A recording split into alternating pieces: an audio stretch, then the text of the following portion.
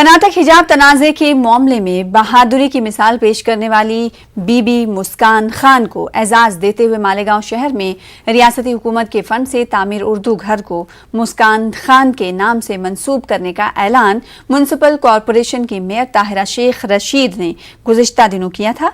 आज जुमेरात को हुई माहिना जनरल बोर्ड मीटिंग में की तजवीज़ पेश की गई, जिसे मंजूर कर लिया गया। वहीं इस तजवीज़ की मुखालिफत बीजेपी के कॉरपोरेटरों ने की।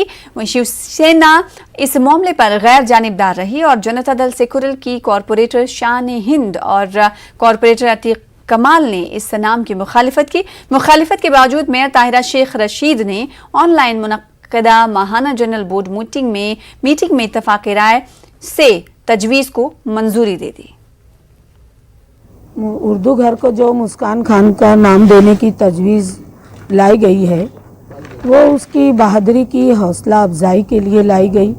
अगर इस तरीके का काम कोई मेरी हिंदू बेटी या बहन भी करती तो हमने जो आज उर्दू घर को मुस्कान खान का नाम दिया है, जो तजवीज़ को मंजूर किया है, ये बिल्कुल उसकी सराहना के लिए किया गया है और ये आज मंजूर हो गया। मुस्कान खान का नाम उर्दू घर को आज दिया जा चुका है, ये तजवीज़ मंजूर हो चुकी है जनरल बोर्ड की महासभा में। आज आप लोगों ने देखा, आप लोगों के सामने ये तजवीज़ मंजूर हो गई है और अभी अनकरीब हम उस इमारत पे मुस्कान खान का नाम लिखकर एक बड़ा सा ब्लैक मार्च महीने में होने वाले 10वीं और 12वीं जमात के सालाना इम्तहानात 2 महीने से ताखीर से लिए जाएं। इस दौरान तलबा को ऑफलाइन कोचिंग को यकीनी बनाया जाए। इस तरह की एक मफाद आमा की दरख्वास्त तलबा की जानिब से बॉम्बे हाई कोर्ट की औरंगाबाद बेंच में दाखिल की गई है। 12वीं जमात के तलबा का कहना है कि कोरोना वबा के सबब उनकी तालीम बुरी तरह मुतासिर रही। ऑनलाइन और ऑफलाइन के चक्कर में तलबा यकसुई से तालीम पर तवज्जो नहीं दे पाए। देही इलाकों में नेटवर्क के मसाइल भी रहे, इसलिए सालाना इम्तहानात को 2 माह के लिए मुलतवी करके इस दौरान तालीमी इदारों में ऑफलाइन कोचिंग को यकीनी बनाया जाए या फिर इम्तहानात भी ऑनलाइन बनाए जाएं। बॉम्बे हाई कोर्ट की औरंगाबाद बेंच ने दरखास्त को सुनवाई के लिए कबूल कर लिया है। इसकी अगली सुनवाई 22 फरवरी को होगी।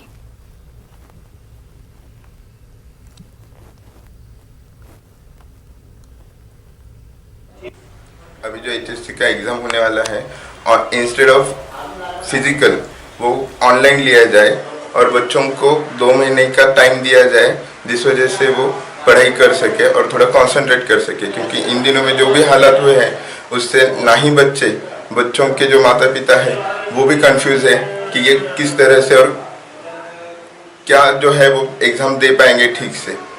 क्योंकि डे टू डे के जो न्यूज़ आते हैं उससे आज होगा, कल ऑफलाइन होगा या फिर कैंसिल होगा, इसकी वजह से इनमें मतलब बहुत ऐसा मिसगाइड हुए हैं। ये पढ़ाई भी प्रॉपर कर चुके नहीं है और बहुत सारे ऐसे कॉलेजेस है कि जिन्होंने लेक्चर ही ऑनलाइन नहीं लिए, तो उनको यूट्यूब के लिंक भेज दिए। अगर सर यूट्यूब से अगर पढ़ाई होती थी तो हम स्कूल क्यों जाते, हम कॉलेजेस क्यों जाते, हम कोचिंग क्लास क्यों लगाते। और जो ग्रामीण भाग में जो है वहाँ पे तो कोचिंग क्लास भी नहीं है। सिटी के बच्चे तो भी एक बार ट्यूशन में जाते, कॉलेजेस में जाते, वहाँ पे उनकी पढ़ाई हो जाती है। लेकिन ग्रामीण भाग के विद्यार्थियों को कॉलेज के सिवा ऑप्शन ही नहीं होता है। पिटीशन बना के अभी उच्च न्यायालय खंडपीठ औरंगाबाद में एक पिटीशन फाइल किए वाला है। उसकी जो हियरिंग है, नेक्स्ट हियरिंग आने वाले मंगलवार को 22 तारीख को होने वाली है। जो हियरिंग है वो डबल बेंच के सामने होने वाली है और इसके अंदर हमें विद्यार्थियों के साथ में उनके माता पिता का भी सहयोग अच्छी तरह मिला है। हज 2022 के लिए गैर यकीनी सूरत हाल की बिना पर मरकजी हज कमेटी को 1 लाख से भी कम दरखास्तें मौसूल हुई हैं। 15 फरवरी हज दरखास्त फॉर्म भरने की आखिरी तारीख थी। इस दौरान मरकजी हज कमेटी को 92,381 दरखास्तें मौसूल हुई। हज दरखास्त फॉर्म भरने की शुरुआत 1 नवंबर 2021 से हुई थी। तारीख में एक मरतबा तौसी के बावजूद 3.5 माह के अरसे में मरकजी हज कमेटी को सिर्फ 92,381 दरखास्तें मौसूल हुई हैं। इस मरतबा तकरीबन 1900 के करीब बगैर महरम के हज पर रवाना होने वाली खवातीन ने दरखास्तें दी हैं। मरकजी हज कमेटी के CEO मोहम्मद याकूब शेख ने बताया है कि कोविड और माशी हालात गैर यकीनी सूरत हाल के बिना पर इस साल कम दरखास्तें मौसूल हुई। माजरा है कि अभी तक सऊदी अरब और हिंदुस्तान के दरमियान हज 2022 के लिए मुआहदा तय नहीं हो पाया है।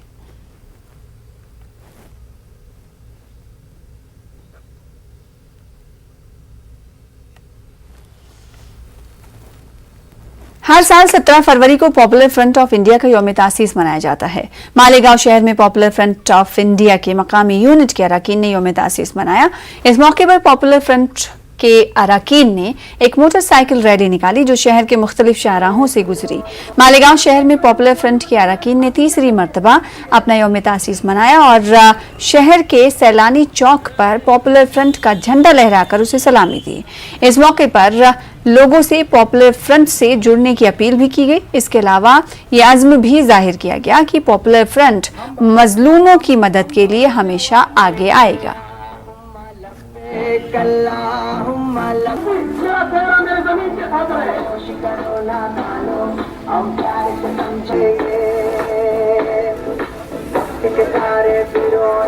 मुझे देख रहे हैं उस गोली को जब मेरे छाती के अंदर कैसे गिरती है। पूरी दुनिया खुशबू का दिन मना रही है और इसी मुनासबत से अल्हम्दुलिल्लाह पॉपुलर फ्रंट डे भी इसी दिन यौम तासीस है उसका। तो हम अमन वाले लोग हैं, भाईचारगी फैलाने वाले लोग हैं, लेकिन इस मुल्क की फ़िज़ा को कुछ फिस्ताई ताकतें इस मुल्क की यकजहती को ख़राब करने की कोशिश कर रही है। इसी के लिए 2007 से लेके पॉपुलर फ्रंट का वजूद आया है इस हिंदुस्तान के अंदर। जब से लेके अभी तक का सफ़र इसको दबाने की कोशिश की जा रही है, इस पर झूठे इल्ज़ामात लगाए जा रहे हैं, ईडी को भेजा जा रहा है, NIA इसके पीछे आ रहा है, इनकम टैक्स आ रहा है। ये सब होने के बावजूद भी अल्हम्दुलिल्लाह ये कारवां बड़ी तेज़ी से अपनी मंजिल की तरफ रवां दवा है और इसका एक ही मकसद है कि इस मुल्क को जिस तरह हमारे असलाफ ने बगैर किसी रंग और नस्ल के, ज़ात पात के, मजहब के, बगैर किसी तफरीक़े के इसकी आज़ादी को हासिल किया था, इसी मकसद के तहत हम भी और हमारे आने वाली नस्ल भी अमन और सुकून के साथ रह सके, इसके लिए पॉपुलर डे मनाया जाता है। हैदराबाद के सुभाष नगर इलाके में एक 8 साला मासूम बच्ची के साथ इज्तिमाई इस्मत रेजी की सनसनीखेज वारदात अंजाम दी गई। इस वारदात में मुलविस मुलजमीन को तेलंगाना की पुलिस पकड़ कर सजा दिलाने में नाकाम दिखाई दे रही है। हैदराबाद में पेश आई इज्तिमाई इस्मत रेजी और वारदात के खिलाफ नांदेड़ में सिख बिरादरी की जानिब से एहतजाजी मुजाहरा किया गया। सिख बिरादरी के दर्जनों मर्द खवातीन जिला कलेक्टर दफ्तर पहुंचकर यहाँ उन्होंने एहतजाजी मुजाहरा किया। 8 साला बच्ची के साथ इज्तिमाई इस्मत रेजी करने वाले दरिंदा सिफत गुंडों को फौरी गिरफ्तार करने और उन्हें कड़ी से कड़ी सजा देने का मुतालबा किया गया। मुजाहिरीन ने तेलंगाना हुकूमत के खिलाफ भी शदीद बरहमी का इजहार किया।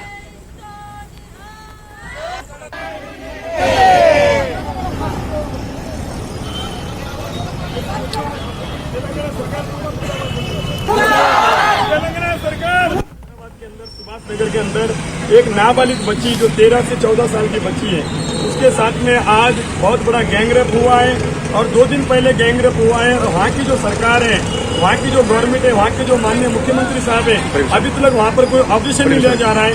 वहाँ के एसपीओ से, एसपी साहब से, आईजी साहब से फोन लगाने की कोशिश की जा रही है, लेकिन वहाँ का कोई हमको आंसर नहीं आ रहा है, कोई उत्तर नहीं आ रहा है। मुंबई के सेंट्रल रेलवे में छोटे स्टेशनों में ज्यादा भीड़ वाले स्टेशनों में मुंब्रा स्टेशन का भी शुमार होता है, जहां से यौमिया तकरीबन 1.5 लाख मुसाफिर मुंबई का सफर करते हैं। लेकिन एस्केलेटर ना होने से ज़ईफ, माजूरीन और खवातीन मुसाफिरों को सीढ़ियां चढ़ने पर सख्त दुश्वारी होती है, जिस पर मकामी MLA व काबीनी वजीर जितेंद्र औहार ने स्टेशन का दौरा करके रेल हुक्काम से बात करके यहां जल्द अज जल्द एस्केलेटर व लिफ्ट लगाने का मुतालबा किया।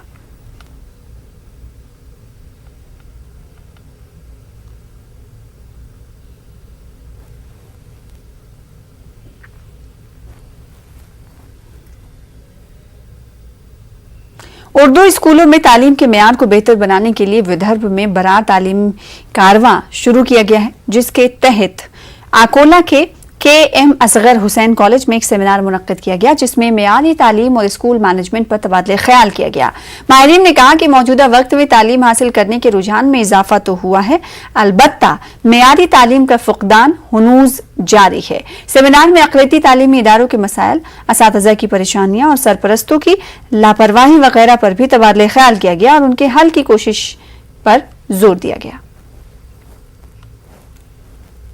उर्दू स्कूलें हैं और जो माइनॉरिटीज़ के इंग्लिश स्कूलें हैं, उसमें बच्चों का स्टैंडर्ड कैसा इम्प्रूव किया जाए, उस नज़रिए को सामने रखकर एक मूवमेंट हम लोगों ने शुरू की है। और हमको विश्वास है कि आने वाले 2-3 सालों में हर स्कूल में इस किस्म से कोर्सेज कराए जाए, इस किस्म से टेस्ट के लिए बच्चों को अपेयर कराया जाए, उसके बारे में हम लोग लगातार एक दूसरे से संपर्क में रहेंगे। अकोला और वाशिम ज़िले के स्कूल मैनेजमेंट और एचएम का सेमिनार रखा गया था।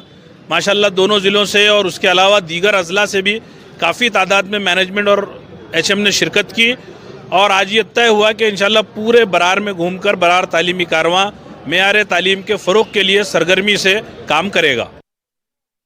थाने पुलिस ने 10 बंदूकें व 11 कारतूस समेत 2 अफराद दयानंद और चंद्रदेव सरोज को गिरफ्तार किया है। पुलिस के मुताबिक ये लोग खुद ही ये बंदूकें बनाते और फरोख्त करते थे। उनके कब्जे से बंदूकों के अलावा बंदूक बनाने के आलात भी बरामद किए गए हैं, जबकि इस मामले की थाने पुलिस मजीद बारीक बीनी से तहकीक कर रही है।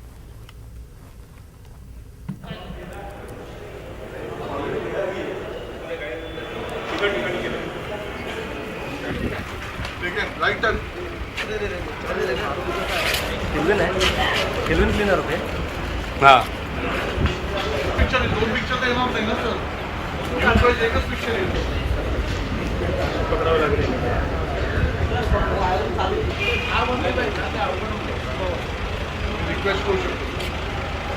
ताब्यात घेतला असता त्याच्या ताब्यात आम्हाला कपड्यामध्ये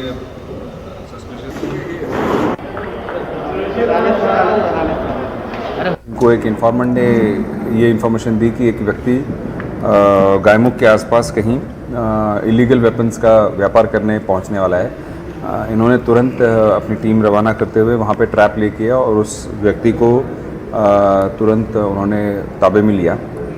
उससे जब छानबीन की गई तो उसका नाम, उसने अपना नाम दयानंद भड़ांगी उर्फ नौशा, पोमन बागपाड़ा, पोस्ट कामन, तालुका वसई, जिला पालघर, यहाँ का रहने वाला है, ये बताया। उसके पास 2 सिंगल बैरल वेपन्स मिले थे। उसके पास उसके पुष्टिदायक कोई कागज़ या लाइसेंस नहीं थी, इसलिए उसको तुरंत पुलिस ने अरेस्ट करते हुए इंट्रोगेशन और इन्वेस्टिगेशन के दरमियान और उसके घर में जब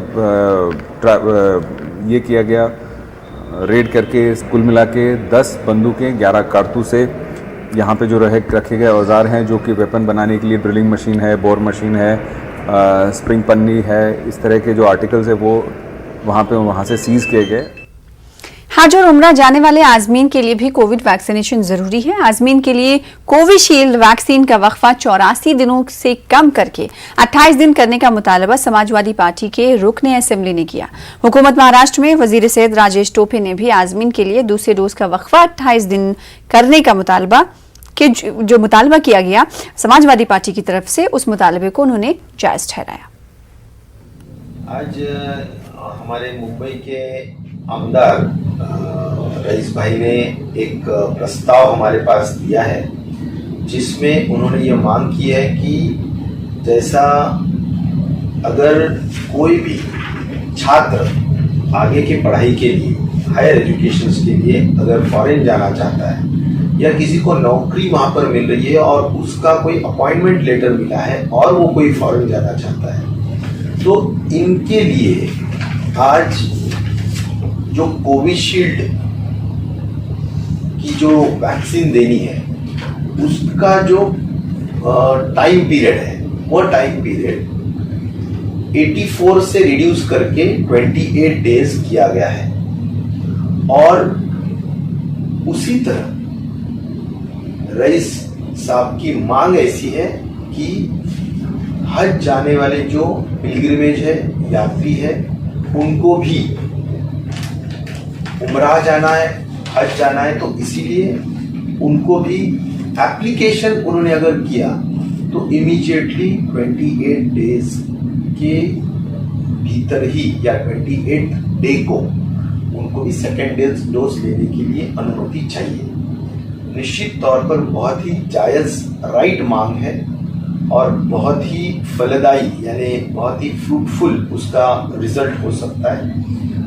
करीबन 90,000 हज को लोग जाते हैं। तो ये थी खास बात महाराष्ट्र की खबरें। अब नजर डालेंगे कर्नाटक की खबरों पर। सबसे पहले नजर हेडलाइंस पर।